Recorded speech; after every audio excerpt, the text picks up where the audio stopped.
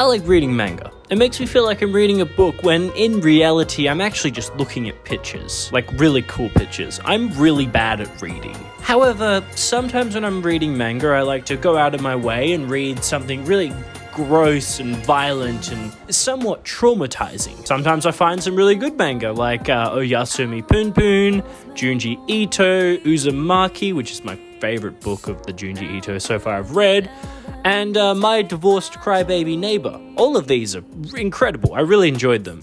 But sometimes I find something that is way too gross and way too traumatizing that it pains me to read, and when I read these, I feel like I lose a little bit of myself that I will never ever get back. So today I'm going to share 2 of these horrifically grotesque manga that I have read, just so that you can enjoy the sense of pain that I felt while I read these. Because I refuse to suffer alone, and as everyone knows, you know, I think the phrase goes, misery loves company, so let me share these with you. Also, viewer discretion is advised. This video will contain mentions of self-harm, rape, violence, just some terrible, terrible things. Okay, yeah, now that that's out of the way, let's talk about these horrific books. Now, the first one is called DeadTube.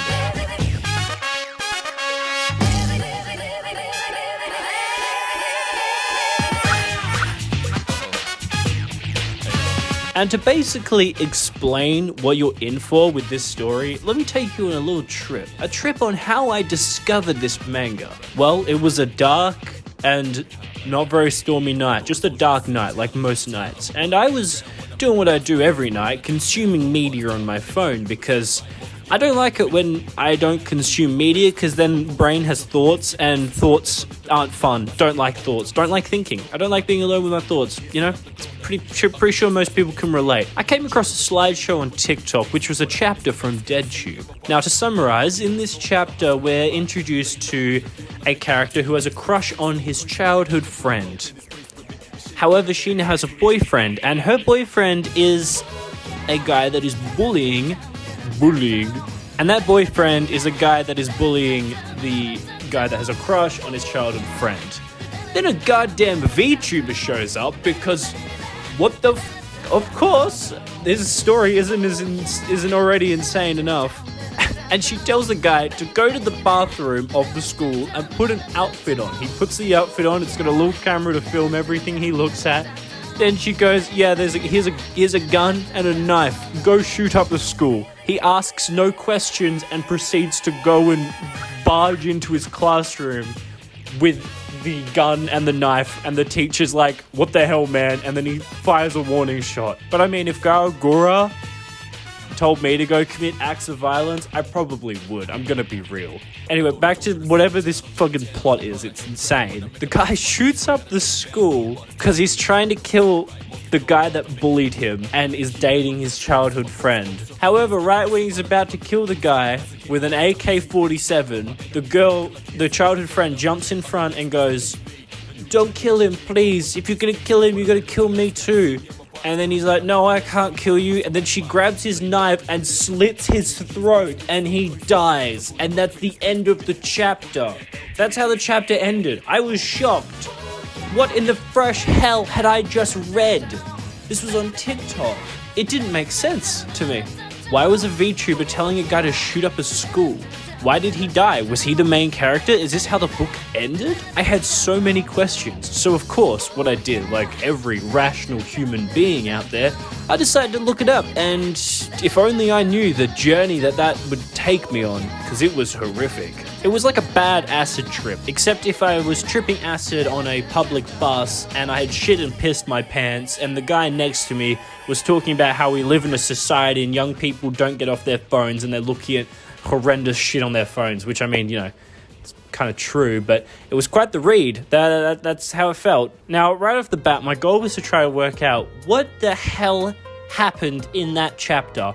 What was the context that I had just witnessed? How does any of it make any sense? I was so confused. Now, what I didn't know was how late in the series this chapter actually was. I had to read so much to catch up and find out what the context was for this one chapter. And I gotta pretext this by saying knowing the context probably makes this so much worse. So let me go back to the start and introduce you to the premise, the plot, and the main characters of this story. The first chapter introduces us to a guy who is a cameraman. He loves filming. He's part of the film club at his high school, except he always likes filming. Like, he likes filming all the time. He just loves it. He gets approached by a super sane girl who is not crazy at all. She's very healthy in the head, and there's nothing wrong with her at all. She's also very attractive, because of course she is. It's a weird fucking manga. So the definitely not mentally ill girl asks him to film her for an entire day. No stopping, nothing like that. And that's how we meet the two main characters, you know? We got the super sane girl that asks him to film her for 24 hours, and the normal manga MC who is shy, quiet, just like me for real type, who is willing to film a girl for 24 hours straight, even while she's bathing, sleeping, having sex, and murdering a guy in cold blood horrifically. Now sure, this is completely normal. I was expecting this kind of violence. What I didn't expect was for Tomohiro Machiya, the MC, to get a raging hard-on during the scene. Yeah, he's attracted to watching people get murdered. Normal main character stuff. It doesn't help that my Mashiro is super into that. What a first chapter. I felt like I was having a stroke reading this. It was like a bizarre fever dream. But it's only downhill from here. We're introduced to the app DeadTube, which is like fucked up YouTube, but also a murder game because sure, why not? The rules are, each week there's a prompt. You can choose to make videos. In these videos, you can do whatever you want as long as they're relating to the prompt. However, at the end of the week, the person with the least amount of views takes the blame for what anyone did in their own respective videos. What the fuck does that mean? Let me get into the nitty-gritty of this. So if someone was to murder someone in their video, you know, just the most extreme aspect, and someone else filmed a cat. If the video of the murder got more views than the cat video, then the person that filmed the cat video would be arrested for murder. Make sense? No, of course it doesn't. This story is truly insane. It's like this fucked up industry. But I mean, it makes sense that the murder video would get more views. Of course it does. Before even getting a chance to think about these rules, Machiya is told by Mashiro that the director of his film club is going to kill herself at the end of the week. The club then goes on a filming retreat in which a few members start to show up dead in horrific ways. And if the murder wasn't enough, it is then revealed that one of the members was by other members. Machiya tells the president someone wants her to kill herself, and she's super chill about it. She says it's Mashiro who's behind the deaths. I'm gonna skip through a fair bit because a lot of it's just nothing. Like, she says she's dating someone, the person who Machiya thinks she's dating shows up dead. So it's like, oh my god, now she's gonna kill herself, but spoiler alert, the person she's dating, according to her, is DeadTube? What? This all leads to a confrontation on the school rooftop where the president fakes her death in order to convince Machiya to kill Mashiro, which he does. After doing so, all the thought to be kidnapped members, not the dead ones, most of the members are fucking dead, but like 3 of them were kidnapped and then they show up. And they just say, they turn to Machiya and they're like, hey man, just a prank bro, haha, gotcha, made you kill that girl, we made you kill that girl you liked, haha, get pranked loser. This whole thing was just for DeadTube, man, haha, we're actually part of it, you didn't know. But then a twist, it turns out Machiya actually knew the film club were behind it because they badly photoshopped an image and he saw it and he went, damn, this shit sucks. You guys are so bad at Photoshop. So he knew that they were behind it because they were bad at Photoshop. Yeah, you think that's ridiculous? It gets worse. Man, I'm really fucking hungry. My tummy is rumbly. But then, a twist. It turns out Machi didn't actually kill Mashiro, so she gets up and slaughters the film club brutally, except for the only other actor in the film club. She ends up living 3 arcs later because she has huge boobs. Like, they are massive.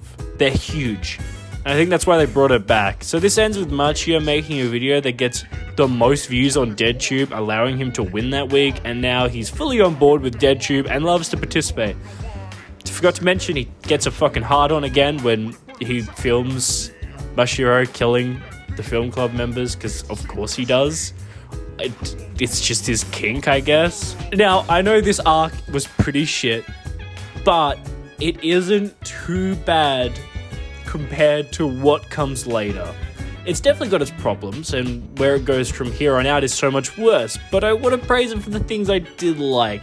The mystery surrounding DeadTube is very good, and setting up how anyone could be on the site so you can't trust anyone leads to this anxiety of wondering who he can trust. Leads to this anxiety of wondering who Machiya can trust in this school. Can he trust his friend, the president of the film club, or Miya Mashiro, the girl who he knows is a killer? This also introduces the reader to the theme that people are so desensitized to violence that we actively seek it out, and those less fortunate will happily kill for a chance to make millions. It is portrayed pretty terribly through the story though, because most characters don't even care about making the money.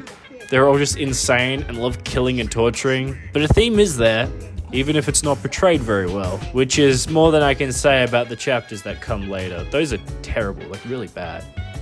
I'm not going to explain every arc in this story because this video would be way too long, and I'm already tired just writing the script. Okay, fucking meta as hell, goddamn.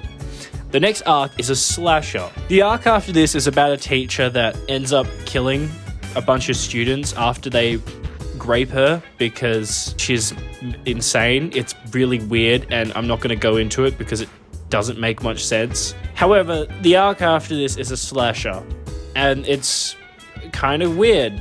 This is the arc where the actor with huge boobs comes back from the dead. She doesn't actually come back from the dead. Turns out she was just in hospital. I don't know why. I don't know how she survived. She just does. However, just because this is a slasher doesn't mean they don't turn the violence up to 100. If you've seen Terrifier, the clown movie, think of that one scene where Art turns a woman upside down and saws her in half from the bottom to the head. That's like every death in this chapter, in this arc, I mean. There's a disgusting character that's introduced, and I'm not a fan of ugly equals evil in media, because I feel like that's a bad way to make a character. However, that is used in this arc. The ugly character is only there because he wants to rape the girls, and worst of all, he succeeds with one of them. Not one of the main characters, because she must stay pure, of course, another awful concept. I don't know if I've turned you off this arc yet, but I hope the complete absurdity of the plot will. In a nutshell, it's a slasher. A group of people are stuck in a cabin where they have to work out which of them is a killer. You know, Among Us, the game.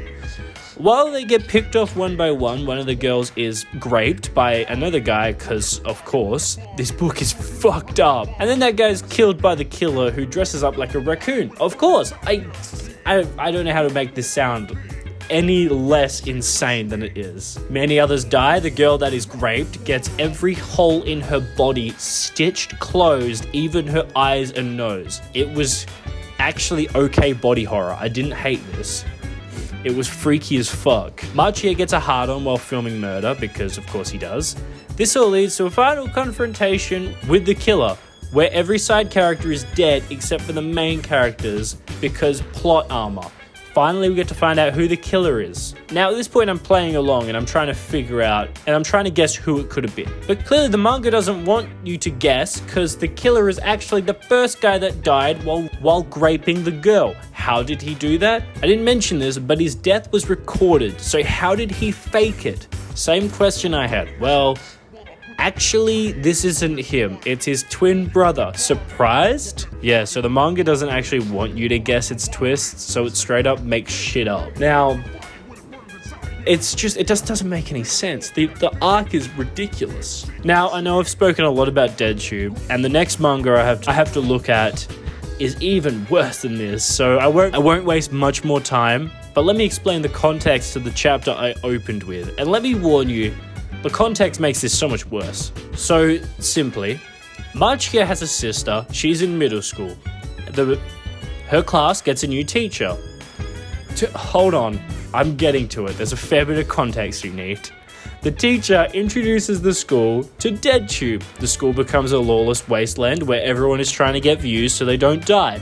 In the process, Juujika's sister kills her father while filming it. You see his head explode. This is important. Remember this.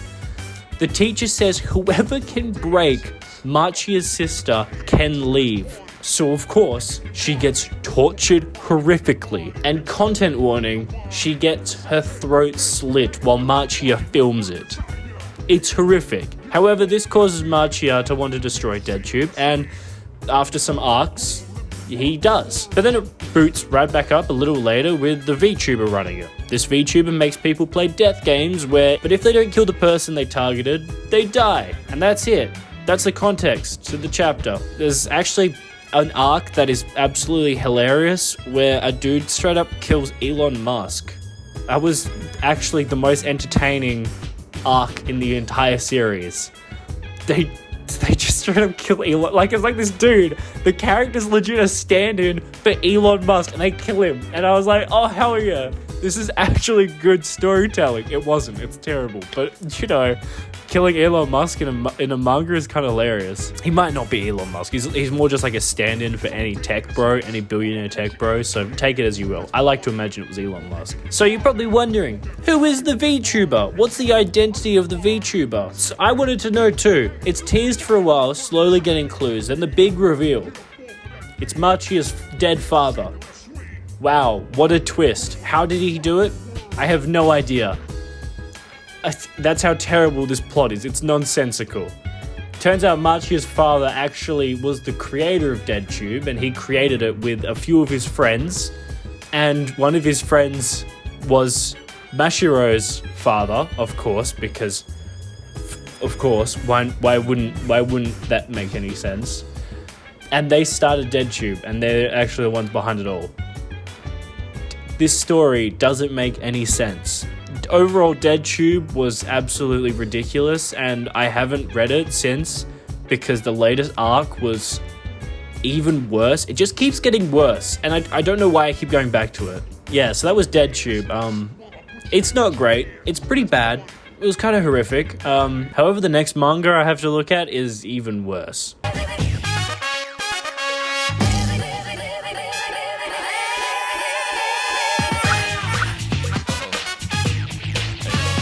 Juujika no Rokunin.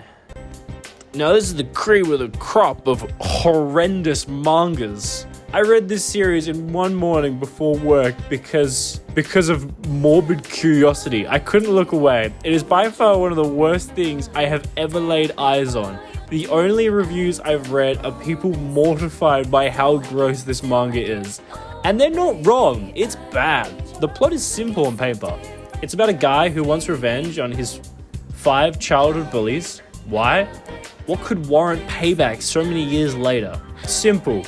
They killed his parents. Is that not the most insane thing you've ever heard? His childhood bullies, they are 12 years old, killed the main character's parents by forcing a car crash. And also, they caused his brother to be hospitalized in a coma. So it's just incredible. What a great storytelling. So the main character goes to live with his grandfather, who was part of some elite group in the Japanese military during World War II. So he teaches the main character how to fight and enact the most horrific tortures humanly possible. Because he can't just kill the bullies, he's got to torture them horrifically, using tactics such as ancient medieval methods. For example, he uses a rack to stretch one of the bullies till you see his skin tear at every joint in his body. It's really quite horrific. They also force the bully to take some acid, and then the grandfather wears the mask of the person he looks up to. They destroy his faith in the person he looks up to because he thinks that person is the one killing him. It's great. It's awesome. What good shit. Good shit. I love this. Each bully dies in horrific ways like this, but it all ends with their deaths, as well as many more deaths along the way. The main character doesn't really have a character. He's just so set on revenge, he doesn't care how he gets it. Towards the end, I think they go a bit far with his character. I guess it's to show there's no difference between him and the bullies, which I guess is an okay message, you know, revenge isn't good. But this means there's no likable characters in the book. The MC isn't someone to look up to, the bullies aren't good, there's no likable characters in this. I do say this, however, there is one likable character, a female love interest. Yes, she's likable, however, she's legit only there to get into situations where men try to rape her and the main character must save her. This is a disgusting use of a character. She never really develops, she's just there to be helpless and be saved by the main character. They have the same issue where her whole importance is placed upon her purity, which she mustn't lose no matter what. I unfortunately couldn't find anything online to do with this running trend of girls' purity in these books being based off their virginity. So I'm gonna say, I fucking hate it. It's just a disgusting way to develop your character. Now, if you're like me and you manage to read past all the horrific torture and you reach the current final arc, the arc is a lot. It's basically the final showdown between the main character and the main bully. It involves the main character being underprepared for once. He, a childhood friend he once saved from bullies, which then causes the bullies to bully him, her brother and his grandfather are kidnapped. And his brother is kidnapped too. He's forced to play a game of rock, paper, scissors against the childhood friend's brother. Every time the brother loses, they cut a part of his sister's legs off. And when the main character loses, they cut a part of his brain-dead brother's legs off. Although he can't feel pain, but the sister can. This arc also introduces us to the cult that the main bully has started. Yes, you heard me. He started a cult. Of course he did. Basically, the childhood friends die, the sister and the brother. I think the main character's brother does too, but I'm not going back to reread this chapter to find out if he does. I'm pretty sure he does.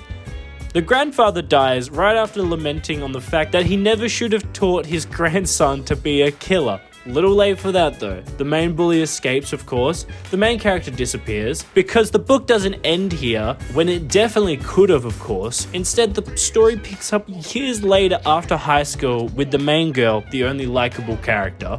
She finds the main character, but now he has amnesia. He works for a doctor that goes around killing people. I'm almost to the end. Oh my god, I'm so close. Just gotta get past the worst part ever. We get to see this in action, and by that I mean you get to see him torture a man again. Yay! This torture was so visceral that I stopped reading the book at this point. Let me explain how this goes down.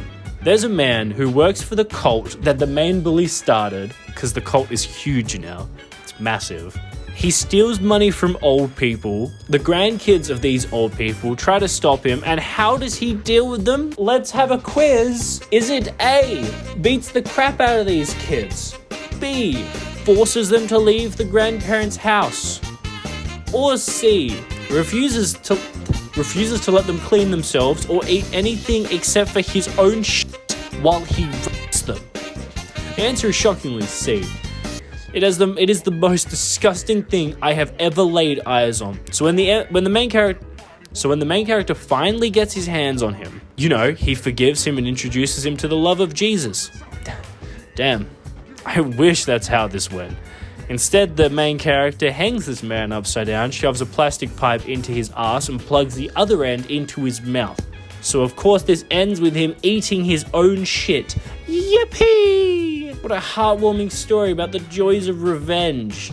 Now, it was at this point that I decided to quit reading. I have no idea how I got this far into the manga, but I somehow did, and I definitely regret it big time. I mean, the art was good and the murders were good, but from a story standpoint and everything else standpoint, this book is terrible.